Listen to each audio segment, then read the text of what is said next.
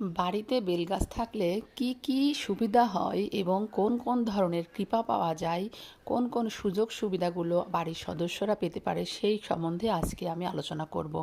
আশা করি তোমরা সবাই ভালো আছো, আমিও ভালো আছি ভগবানের আশীর্বাদে, তোমাদের কৃপাতে। আজকে একটি অসাধারণ টপিকস নিয়ে তোমাদের সামনে এসেছি।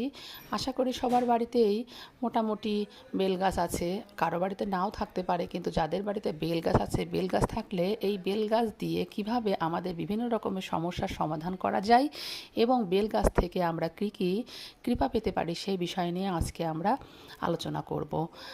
আমরা জানি যে বেলগাছে ভগবান শিবের বসবাস, ভগবান শিবের অসীম কৃপা পাওয়া যায় এই বেলগাছের মাধ্যমে।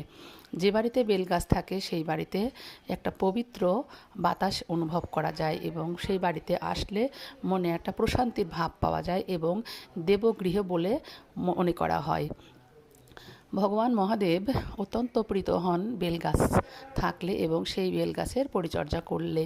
তাই আমরা ভগবান মহাদেবকে সন্তুষ্ট করার জন্য নিয়মিত বেলগাছে জল দেব এবং পবিত্রভাবে বেলতলায় নিজেদের সাধনা, কৃচ্ছ সাধনা করতে পারবো। তাহলে মহাদেবকে সহজে সন্তুষ্ট করা যাবে। কিন্তু এর আগে জানতে হবে আমাদের যে বেলগাছের উদ্ভব কিভাবে হলো। একদিন মহাদেব, ভগবান মহাদেব তিনি মা লক্ষ্মীর কাছে আলোচনা করছিলেন বেলগাছ সম্বন্ধে এবং সেখানে পৃথিবীর মানুষের মঙ্গলের জন্য কিভাবে আরও তাদের রোগ শোক দুঃখ এগুলো দূর করা যায় সেই নিয়ে মা লক্ষ্মীর সঙ্গে আলোচনা করছিলেন এবং মা লক্ষ্মী সেই সময় হাতের তালু থেকে একটি গোলাকার একটি ফল বেরিয়ে হয়ে আসে। সেই ফলটি হলো বিল্ল ফল অর্থাৎ বেলফল। এই বেলফল মা লক্ষ্মী থেকে উদ্ভব হওয়ার কারণে বেলফলকে অনেক সময় শাস্ত্রে শ্রীফল হিসেবেও বলা হয়ে থাকে।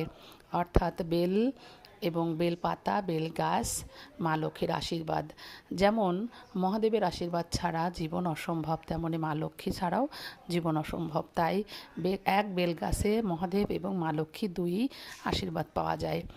এখন আমরা বেলগাছের কোন কোন কর্মগুলো করলে আমরা অতি সহজে এবং বিনা পরিশ্রমে ভগবানকে সন্তুষ্ট করতে পারি এবং আমাদের মনোবাসনা অভীষ্ট পূরণ করার মাধ্যমে জীবনের সকল বাধা বিপত্তি দূর করতে পারি, সেই সব নিয়ে আজকে আমরা আলোচনা করব। এখন বাড়িতে বেলগাছ থাকলে সবসময় ভাবতে হবে এটি একটি পবিত্র গাছ, এটি একটি দেবগৃহ। দেবগৃহ, দেববৃক্ষ। এই বৃক্ষে সবসময় গাছের গোড়াটি পরিষ্কার পরিচ্ছন্ন রাখতে হবে, কখনো নোংরা করা যাবে না এবং প্রতিদিন নিয়মিত জল ঢালতে হবে এবং উচ্চ পর্যায়ের কোনো কিছু পেতে হলে সেখানে বসে ধ্যান করলেও মহাদেব সন্তুষ্ট হন এবং মা লক্ষ্মীর বরে সেই গৃহে কখনো অর্থ এবং সম্পদের অভাব হবে না, কারণ বেলগাছে মা লক্ষ্মী সবসময় অবস্থান করেন।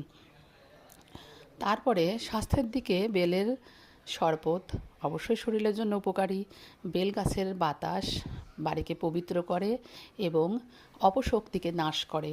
বেল গাছের কাঁটা শাস্ত্রে বলা হয়েছে তার এতটা ক্ষমতা যে সেই বাড়িতে যদি কখনো জাদুটোনা যদি কেউ করে থাকে তবু সেই জাদুটোনাটি সম্পূর্ণ কাজ করতে পারবে না। বেলের কাঁটা সেই জাদুটোনাকে ক্ষতবিক্ষত করে দেয়, অর্থাৎ সুরক্ষা প্রদান করে।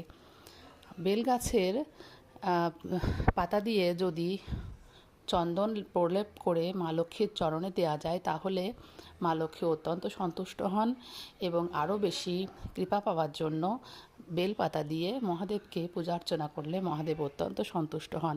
মহাদেবকে সন্তুষ্ট করার জন্য বেশি কিছু প্রয়োজন হয় না, উনি শুধু বেলপাতাতেই বেশি পছন্দ করেন। তাই বেলগাছে যত্ন নেওয়াটা আমাদের অবশ্যই কর্তব্য।